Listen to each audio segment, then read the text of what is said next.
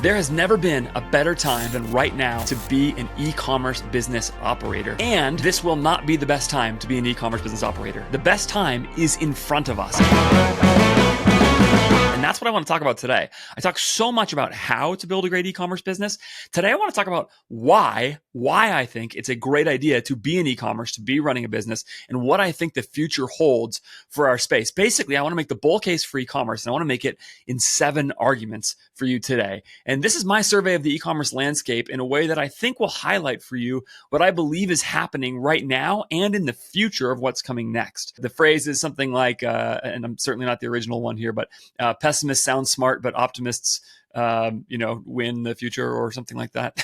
I forget, but you get the idea, right? I'm an optimist about e-commerce right now, and I think it's a relatively rational observation about what's going on. So let me start making those observations for you, okay? The number one reason you should be optimistic about starting a D2C brand, and I'm going to use the terms D2C and e-commerce loosely. I'm actually going to assume that some of these D2C brands and e-commerce brands are actually going to be omnichannel over time, but I'm not really going to touch on the omnichannel component of this today. Instead, I want to talk about why e-commerce, like starting a business that is e-commerce first, at least on launch, is a good idea. And the first and most obvious reason for that is that the tailwinds are massive. But what I mean by tailwinds is that more and more e-commerce or more and more total retail volume happens online instead of in store every single year in the US. A remarkable thing happened this year in 2024, which is that the total share of retail that is online got back up above 16% of the US economy, okay? The reason that's significant is because 16% was the number that COVID spiked us to. So when COVID happened, of course, we had a big spike. And I'm going to put a graph on screen right now. So if you're watching this,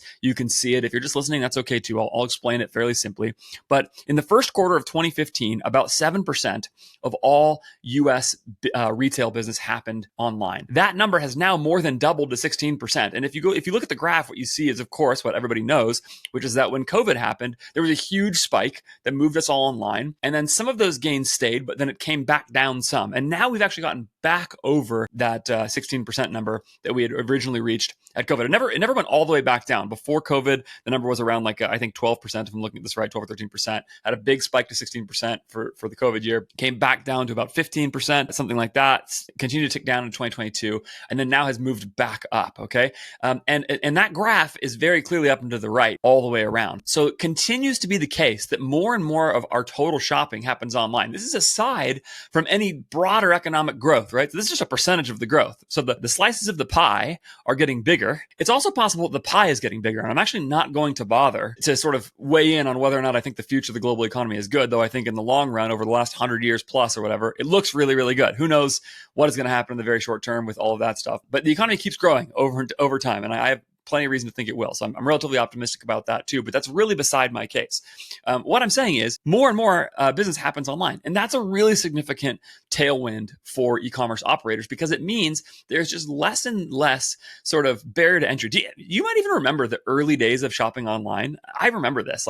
This is probably when I was 14 or something like that, but I'm 40 now. In the early days of shopping online, there was all of this concern that if you bought something online, it was going to be fraudulent, that somebody was going to steal your credit card. And of course, those kinds of things still happen. But it's just way lower of a concern than it once was. And what that mentality reflects in the early days of online business is that people had a habit of buying things in stores, and that habit changed over time to where they bought things online and they got more and more comfortable buying things online. And really, what I'm saying is that didn't happen all at once. And of course, that's one very small microcosm of that sort of habit change, just the idea that somebody would be stealing your credit card and that it would be fraud. But there's all kinds of things like that have changed over time. And people more and more have gotten comfortable with it. This is actually why there's a thing on Meta ads called a conversions audience, quote unquote. The conversions audience is a subset of customers online who don't just use Facebook and Instagram, but who actually buy things online, right? They're the people who buy things on D2C businesses in a way that a conversion-based pixel could track. So you're actually getting a subset of that audience. But the more that audience grows,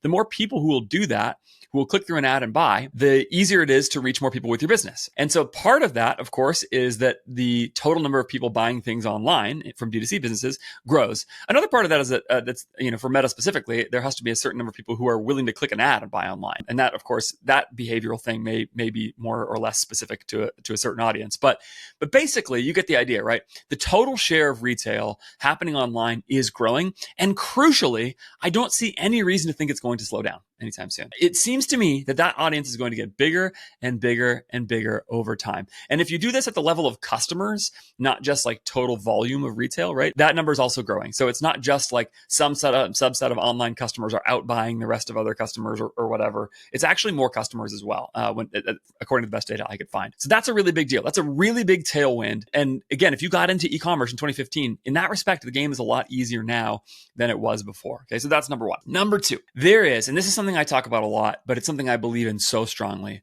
There is now more total intellectual capital on the DTC collective balance sheet than there ever has been before. And this point is crucial to me. I talk about all the time how dumb I was 2 years ago, 4 years ago. And when I think about that, I think about how dumb I really was 8 years ago, 9 years ago when I was first getting into this. I just knew nothing. And we were so unsophisticated about business. And my journey in e-commerce in over the last 10 years is actually a tiny little microcosm repeated over and over and over for people all across our industry. I remember listening in the early days to Andrew Youderian's Ecommerce Fuel podcast, right? That was like the first e-commerce podcast I found, and just being hungry for knowledge about how to do it. But the truth was, 10 years ago, not that many people knew how to do it because nobody had been doing it for that long. Like e-commerce hadn't been a big enough thing. But over time, the knowledge has continued to grow. Sometimes that's represented in knowledge storehouses like CTC's Admission, which is now an amazing resource. There's a link for that in the show notes as well. It's an amazing resource for you to jumpstart when you start your business, to get knowledge you need to build from the ground up with knowledge that has accumulated over a whole bunch of years. Or a community like Ecommerce Fuel. Ecommerce Fuel is a great example of this. I mentioned Youderian's podcast. Ecommerce Fuel started. Youderian used to do those reads, and he would say his ad reads for his community, for his online community. He would say, this is a community for 6- and 7-figure store owners. Okay. Now the community is referenced as a community for 7- and 8-figure store owners. And there's even some 9-figure store owners. If you're a 6-figure store owner, you're probably not far enough along to even join that community anymore. And now I know for a fact that there are like many 8-figure operators in that community, many of them, right? I still remember the first time I looked at a like 8-figure e-commerce business on their Google Analytics and being like, wow, this is an incredible business. And that business still exists and is probably now 5 times the size of that or something like that. It's just remarkable to see. And you think about the Operators podcast, right? There's these 9-figure CEOs sharing knowledge for free every week. That knowledge is on the D2C balance sheet. It is there for you and you can go get it. Or the marketing operators where they, their best growth guys are doing the same thing. Taylor Holiday talking about his content all the time. I try and do that here, bring that stuff to you. I had Jordan West on, and I'm going to be on his podcast soon. Jordan's got 600 episodes, and I don't listen to all of these. I actually don't listen to a ton of e-commerce podcasts. What I know is there's people with deep experience who are bringing that knowledge to you for free, to say nothing of D2C Twitter and that kind of thing, right? You just start the game at such an advantage. If, planning your LTV to CAC cohorts today is like table stakes for e-commerce businesses. And when I started, it was like, nobody had even thought of doing something like that. Nobody was thinking that way at all. I can give you episodes of mine on how to design your P&L from scratch that are like, I'm so clear about now that when I was running 4x400 and aggregator, I was so hazy about. And even then, I think I was thinking financially more than some people were at the time. And yet I was still a mess. I was a mess of a CEO because I just didn't have those things clear and in my veins in the same way. So there's so much knowledge because the collective experience has grown over 10 years. And people really underrate this because now, so much help and knowledge in your business to save you from major mistakes is a text away, a tweet away, a community post away, whatever it is, right? And that's a really big deal for helping e-commerce businesses. So as businesses get going now, as they start now, or as they're in the early 8 figures now, they can look and find real help for people who have made it to the next stage. And that's a really big deal. Nearly every brand that I work with uses BILY to track its website activity back into Meta. It's what we use for our pixel for a bunch of our brands because it is the best, most robust tracking that is in existence and that I'm aware of in e-commerce, and it's also at the best price. So if you are still running your ad tracking for your business with the native Shopify integration, you can do a lot better by getting upgraded tracking with BILY. You can get, basically the point here is this: you want to send all of the website events from your website back to Meta, and you want to send as many of those events as possible so that Meta has the most data to optimize with. And in fact, you can do that not only with Meta, but with Google Ads, Google Analytics, GA4 with like a one-click install, TikTok ads, X ads, like everything is all right there, all with one click. Really, really super easy and very affordable install with BILY. It's what I use for my clients, like I said. Can be really a one-stop shop replacement for Google Tag Manager. It's an incredible piece of software. So go check it out. BILY.ai, BILY.ai is what I use. If you're still using the native Shopify integration, like I said, ditch that. I have tested BILY with my clients. It outperforms the native Shopify integration, especially and really obviously. And I've also seen it outperform other third-party tools like this at the level of actual ROAS in the ad account and at the event match quality in Events Manager. It's really great software. BILY.ai. Go check it out today. Number 3, related to that, much of that intellectual capital that is on the balance sheet has been reinvested into software products, right? So the D2C community has taken some of that intellectual capital and invested, along with actual financial capital, into developing software that is going to help make things easier. Every software business in the e-commerce space, they're all making the same promise, which is that if you have and you use our software, okay, then we will make your business work better. By work better, what we mean is be more profitable at more scale. Like grow profitably, essentially. Everybody's clear that profitable growth is what we're all trying to accomplish at this point. But profitable growth is this goal. And therefore, if any of them are correct, right? Like, or if even like many of them are correct, they don't all have to be correct. But if lots of those pieces of software actually do the thing that they say they can do, which is generate margin incremental to their cost, right? In addition to their cost. I'm missing some word there, but you get the idea, right? So if I'm paying $1,000 a month for a piece of software, that piece of software generates for me at least $2,000 in additional margin in my business.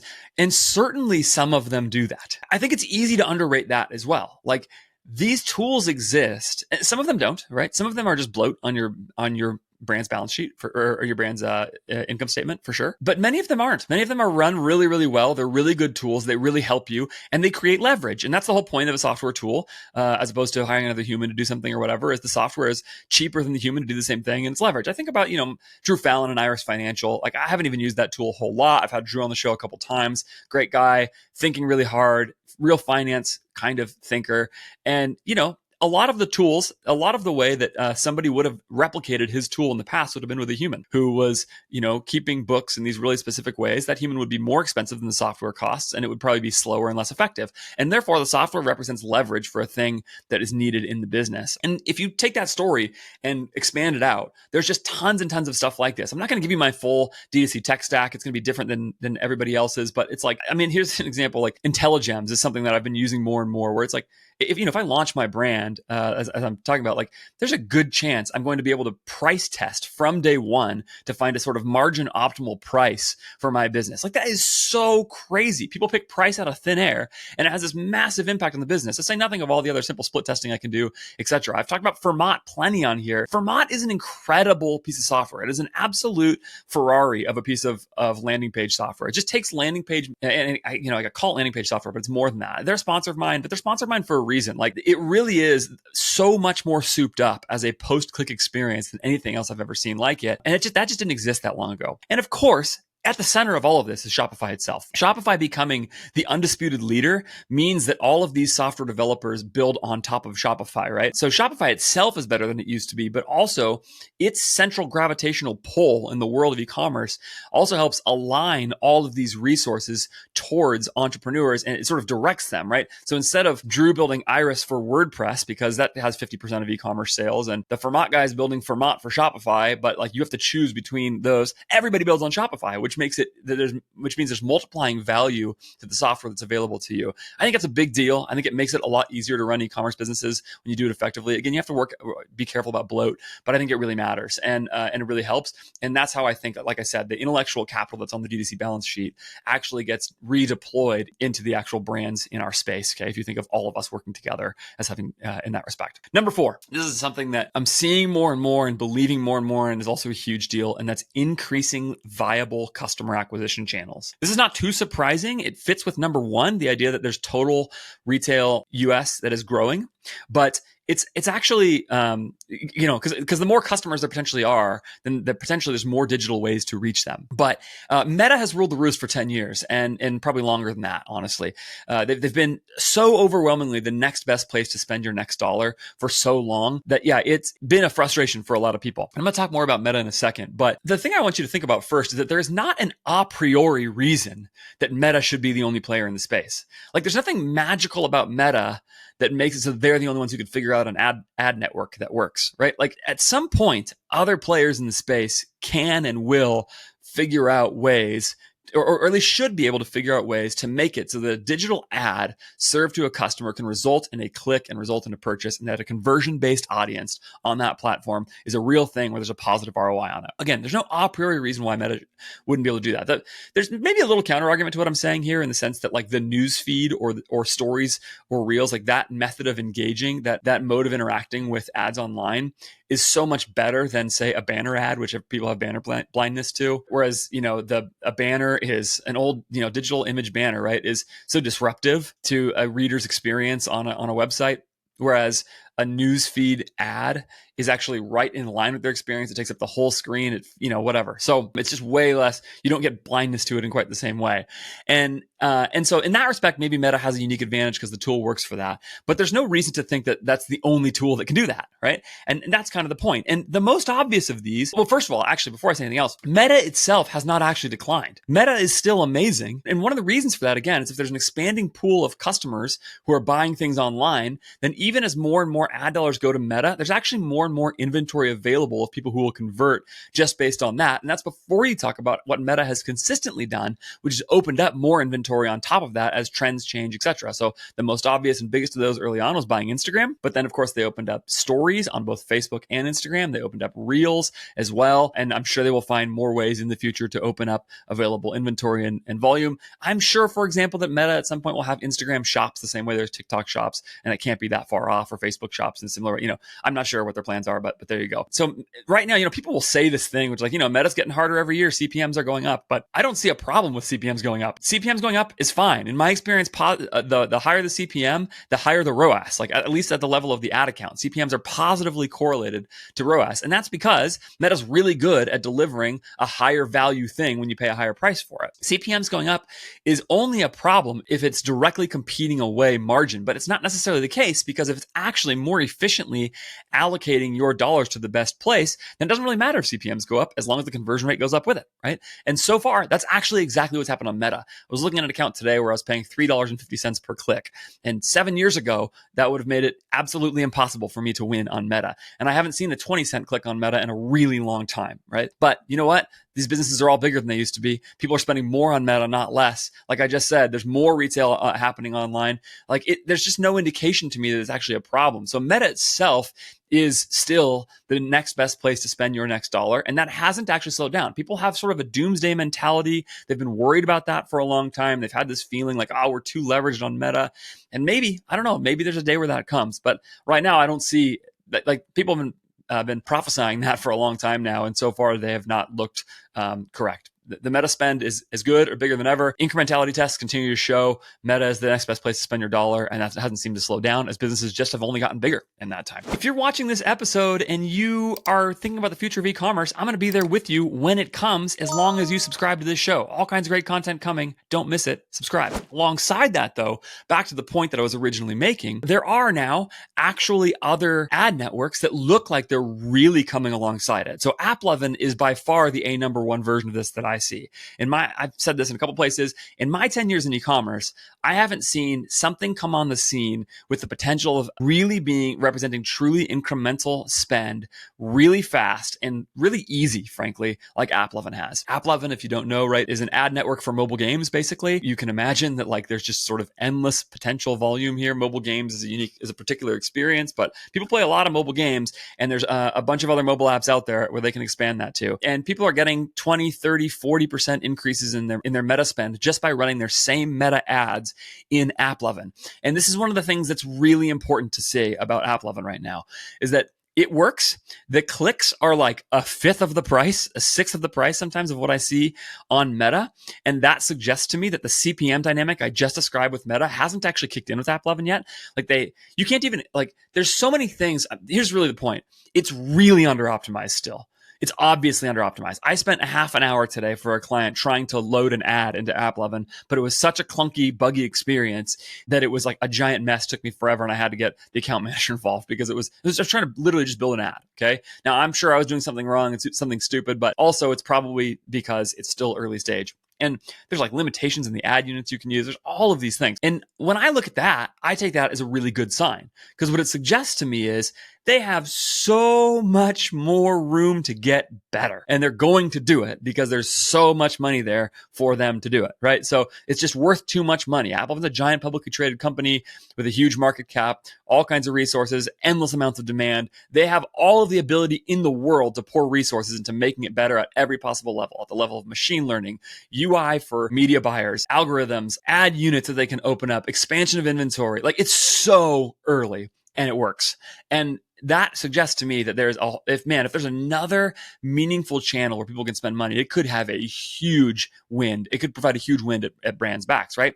The other thing is, I've had on this show recently both Jordan West and Paul Howdigi talking about TikTok shops and social commerce in general. And when you go from the brand level and with Paul and the agency level with Jordan, like, those guys make a really compelling case to me that, especially for the right brand, TikTok shops is one representative of a much broader, more viable thing, which is a new way to leverage influencers and creators to generate value for your business and to have partnerships with them that are really good for them and really good for you in social networks. And that social commerce, to hear Jordan West tell it, really is the future. So look, I'm a little more skeptical of TikTok shops than AppLovin, because AppLovin looks, like an easier success and a faster success in a lot of ways. But I will say, I was convinced in those conversations that there is an opportunity here for a lot of brands. And even if TikTok goes away, which I don't think it will, YouTube is opening up their version of it as well. Again, there's going to be money there for Facebook and Instagram. There's ways in which these are creating halo effects into other parts of the business. I think that's all a real thing. And it looks to me like more and more I'm seeing brands have a viable opportunity to grow their businesses. And that's before you talk about all the other realistic options for customer acquisition that are getting better and better and better over time. YouTube, I hear a little more about all the time. And there's different measurement solutions that are maybe making it better. I think it's not as easy as the other ones. I think it's maybe the volume is tougher, but I don't know. It's really easy to imagine Google getting really serious about continuing to make YouTube a better and better e-commerce product. I have at least one brand who's spending some good money on YouTube Shorts, and pretty fast. And it was like, oh, that's interesting. They didn't do much. They just took their meta videos and put them into YouTube Shorts, and they seem to be getting somewhere with that. Like, that could be a really big deal. Direct mail, you see the guys at Postpilot talking about prospecting with really good targeting with direct mail. Is that a viable channel? Is it a lot of scale? I don't know, but they're working on that problem. I had somebody reach out to me with an audio-based ad unit. Basically, they said it's AppLovin for podcast audio. Now, again, so early, I have no idea if that's going to be viable or not, but there's people working on solving this problem and specifically trying to get that into D2C. So there's sort of the more present options and the further away ones, but people are looking around, tech companies are looking around at the money that Meta and Google are making from ads, and they are trying to get in that game, and they're going to keep doing it. It's before you talk about if TikTok ads ever become more viable than they are right now, if X ads become more viable than they are right now. All of these things seem possible to me. So number 4, increasing viable customer acquisition channels. Number 5, global talent access. I think this is a huge deal. Again, I think this is a really big deal.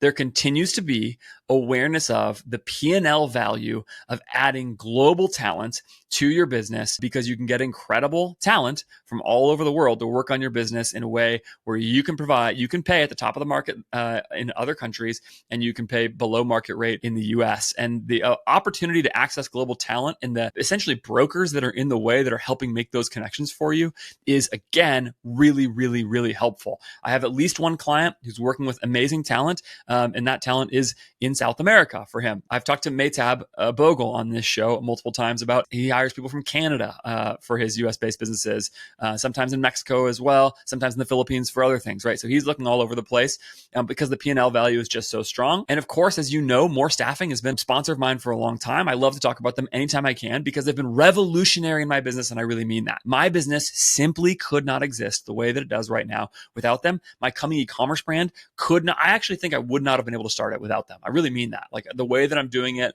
without sacrificing basically all of my client work and all those kinds of things. But right now I'm doing that business with so far very low time investment on my time because I have incredible people in the Philippines working on my supply chain and looping me into the process and some of those things with some of my direction. I'm going to go to the Philippines in not very long because I'm going to meet those people in person, and it's going to be a party, man, because there's all kinds of ways in which we're interacting. It's a big deal because it opens up the talent pool for a lot of people. And look, I think there's really good reasons to have an in-office culture for some brands. And yes, that's more expensive, but there's also some values to it. But if you're not that, there's good reasons to have a remote culture as well. There's no solutions, only trade-offs, right? And so if that kind of talent is available to brands, it creates this P&L opportunity that, again, like the software thing, creates a bunch of leverage. And once again, I only see that getting better, not worse. More and more, the same dynamic of my 10 years in e-commerce and the intellectual capital on the D2C balance sheet is going to also keep happening in other parts of the world. And you're going to really continue to be able to find manager, director, executive level talent all over the world who can make your business a lot better, who you will love to work with, who will be great.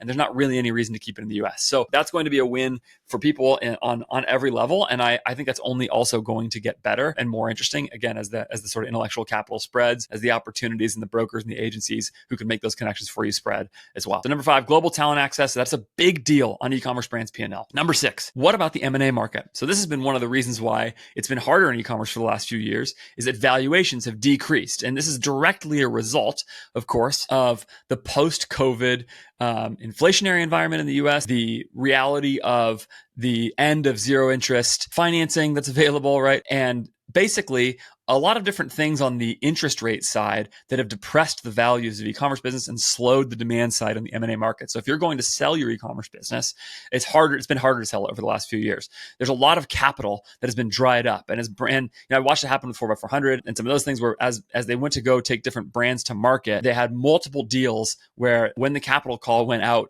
for investors to go and put capital in to go buy businesses, that capital wasn't there and the deal would fall through at the last minute. That's, again, a really major factor in the way that this whole marketplace works, because if you want to have an exit at some point, then you need people who are willing to buy your business. But my guess is that as we exit and this is I'm going to say a little more tentatively because it's basically a macroeconomic prediction that's extremely hard to get. There's too many factors in a prediction like this. Here's the way I'll frame it. For the last few years, that since COVID basically, and since the sort of post-COVID swell of e-commerce valuations, which was very short-lived, it's been a depression of those things. And that more recent depression of those valuations and decreasing of those valuations, that I think is still really present on people's minds, even though it may well not be predictive of the future. And that's really all I'm saying. It's very easy to see a world where there is a more of an appetite for the acquirers to come and buy e-commerce businesses. And it won't be on the same kind of, the old revenue-based deals that were in the early stage of e-commerce, but those deals haven't happened for a while anyway. And so, there's been correction in that market, but it looks to me like now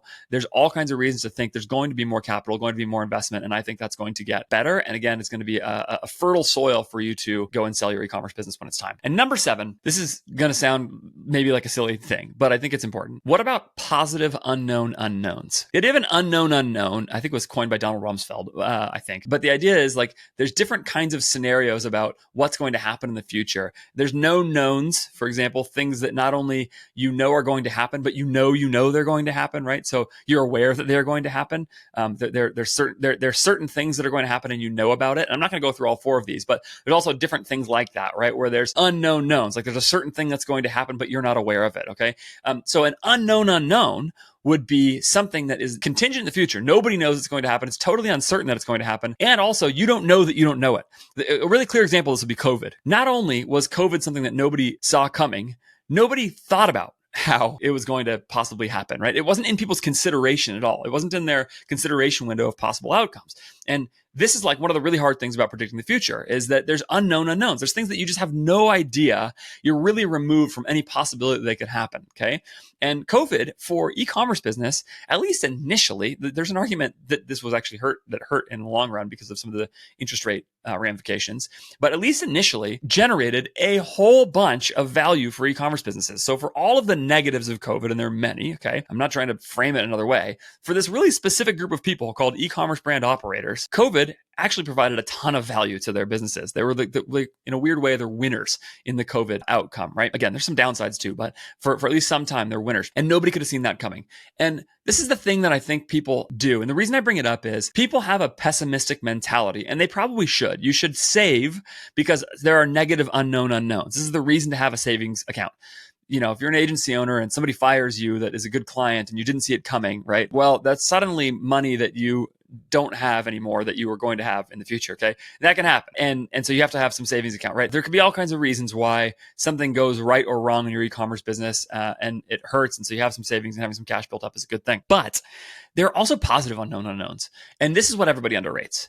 That, you know, AppLovin, I would say, is another example of this.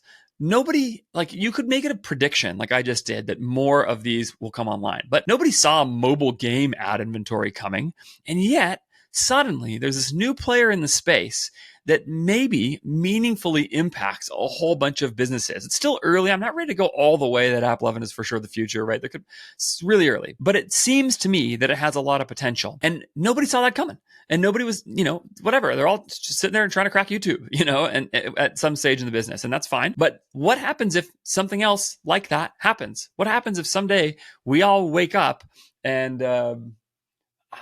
gosh, I don't know. It's an unknown. I can't predict it. That's the whole point, right? But a lot of times we think about this in negative terms, and we think, okay, so everything could break. And again, that's a good consideration for a CEO. A CEO needs to look around the corner and think about how it could go wrong. That's part of their job. But CEO also may be running a business where a positive unknown happens that really helps their business. And that's all I'm saying. And so that's part of the bull case, is that there can be positive outcomes in all kinds of different ways that we don't see coming. That's a little vague, I know, but still important. So I'm going to run back through them really fast just so you have them recapped. Number one, total retail in the US continues to grow as a percentage of total online retail, as a percentage of total retail continues to grow. Number two, the intellectual capital on the D2C balance sheet, really awesome. And it's also, again, continuing to grow. I think it's another important point there I didn't really make very well, but in 5 years, what will we know that we don't know now? Number three, better software has been made and again, will continue to keep being made. Number four, increasing viable customer acquisition channels like AppLovin and potentially TikTok shops and some of these things. Number five, global talent access. Number six, the M&A market getting better for brands. And number seven, positive unknown unknowns. That's my bull case for the market. It's not really, I wouldn't say exactly why I'm starting an e-commerce business, but it's part of it. At least some part of the consideration is that I'm a believer in what's coming next. Hopefully, those things are good for you and for your business as well. And I would love to hear any feedback you have. Do you disagree with me about any of these? Is there any that I missed? Is there anything that's the bear case for e-commerce in the future that you can see coming? I'm a bit of an optimist, so please let me know. You can reach out to me at podcast@ajfgrowth.com. I would love to hear from you about this, or again, tweet it publicly, put it on LinkedIn publicly, somewhere where people can argue about it. I would love to get a conversation going about what people see in the future of our space. I'm at Andrew J. Ferris on X. I'm a little less active on LinkedIn, but you can find me there as well. And of course, anything I'm doing is at ajfgrowth.com. Don't forget to go support my sponsor, BILY, for this episode. BILY is great software for measuring your ads. I hope your Black Friday has gone awesome. And I've got all kinds of great episodes coming in front of me still, just like always, including Maytab, who I believe I just referenced here in this episode. Maytab's coming up this week, or maybe he will be out by now by the time this gets released. Who knows? Anyway, Maytab, definitely check that episode out. If it's not the last episode before this one, it's the next one. You're not going to want to miss that. But Maytab Bogle is great. I've got also an episode coming with Laura Guevara from More Staffing about how she's building her supply chain from the ground up, which I think is really fascinating because she's a real supply chain expert for a brand that she's working on. So all kinds of great stuff coming. Subscribe wherever you are watching or listening. Thanks so much for doing that. Talk to you next time.